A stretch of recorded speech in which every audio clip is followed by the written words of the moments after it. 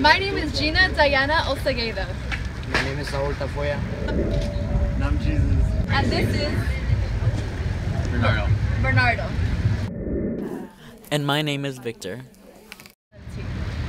My first question is, in an article by Love to Know titled Teens and Peer Pressure, it states that people's surroundings can influence them in either a negative or a positive way. Growing up, what were your parents' expectations of you as a male? My parents expected me to be patient, quiet, smart. If I cried, they would have told me that not to cry, because then that would be kind of like a guilty thing. Really interesting.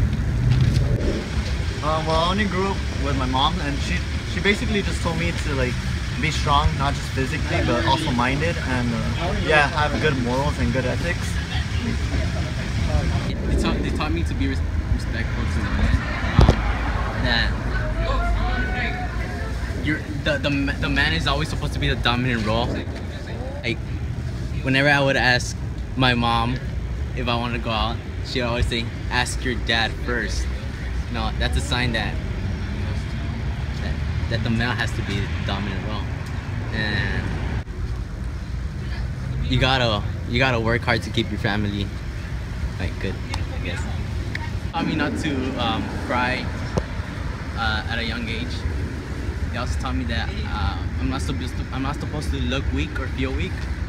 You know, that's supposedly that's girly.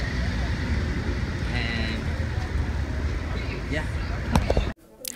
As a male, my dad expected me to play more sports, and I never really liked sports, so it put me in a really awkward position.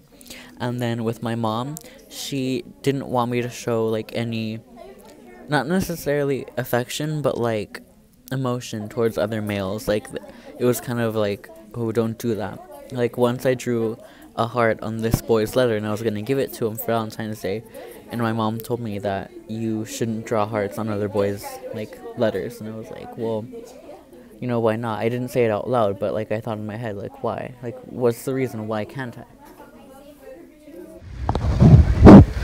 So my next question is, in an article titled Boys to Men, it states that most boys learn through humiliation, fear, and suffering how they should behave and act. Have you ever experienced any of these while growing up, or did you witness them? Okay. Yes, I have experienced that. I had a friend that didn't want to do something, as in ask a girl out. So then people made fun of him, and he changed, and he became a lot more tougher. He got in trouble. He was a good kid. He always did his work, and now he just became a troublemaker. Interesting. Yeah, well, I've seen I guess people around me kind of been pressured into being more manly. The situations that I've seen and witnessed, I don't think they're wrong, and well, at least not that bad, because I think it's okay to be pushed a little bit, because I think some people need to be more mentally tough, and yeah, and a lot of people nowadays aren't really mentally tough and stuff, you know. Or Not really. I don't care. What do you mean? The example that your dad doesn't let you grow your hair. Yeah, he says it's gay, and also that a lot of guys don't do their eyebrows because people say that's gay too. oh, that's true. Yeah, so people say that's gay. I haven't really experienced that. I don't really care. Okay. About my eyebrows. That's it? Yeah, I've actually experienced a lot of those emotions, especially during middle school. That was the time of learning where I kind of belong, or quote unquote belong in society, and how I'm expected to behave and what role I'm expected to fulfill. In an article titled Debunking the Myths About Boys and Emotions by Vicky Zaspreski, statistics show that when boys move into teenage years, they experience emotionally intimate friendships with someone of the same sex, which they share secrets and feelings to. Growing up, did you have someone specific that you would go share your problems, experiences, or private things to?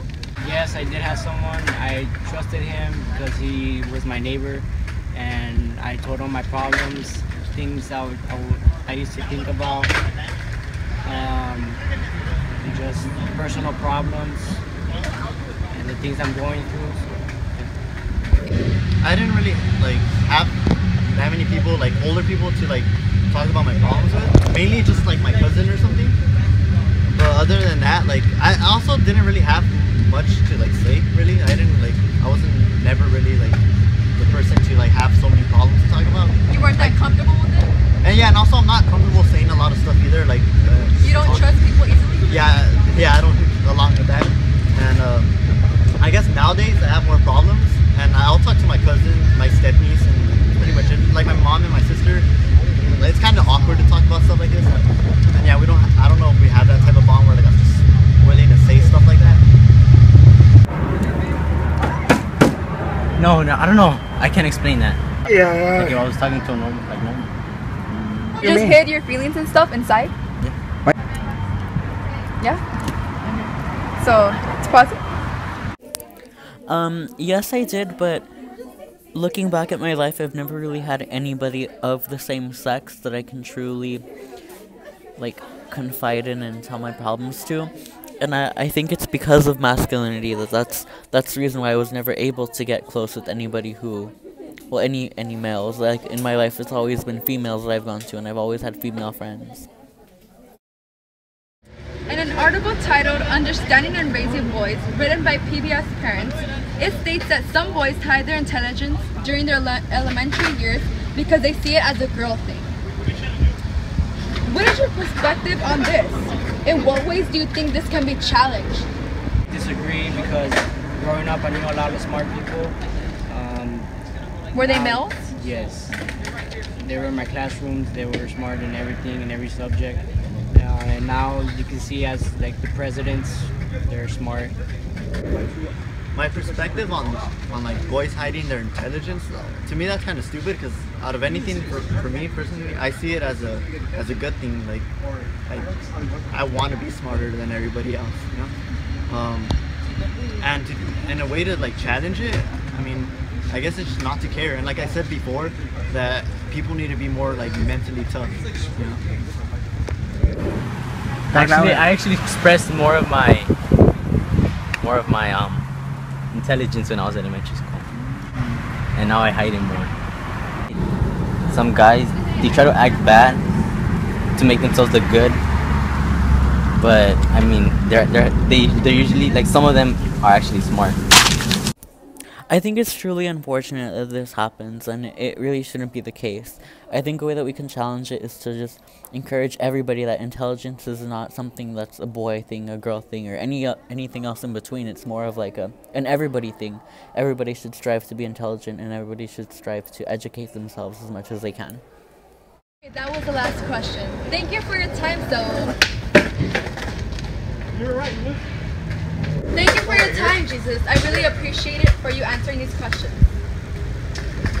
Thank you for answering these questions, Bernardo. No problem. Have a nice day. You too. Thank you, Victor, for answering my questions on masculinity. Oh, we got you. Have a nice day.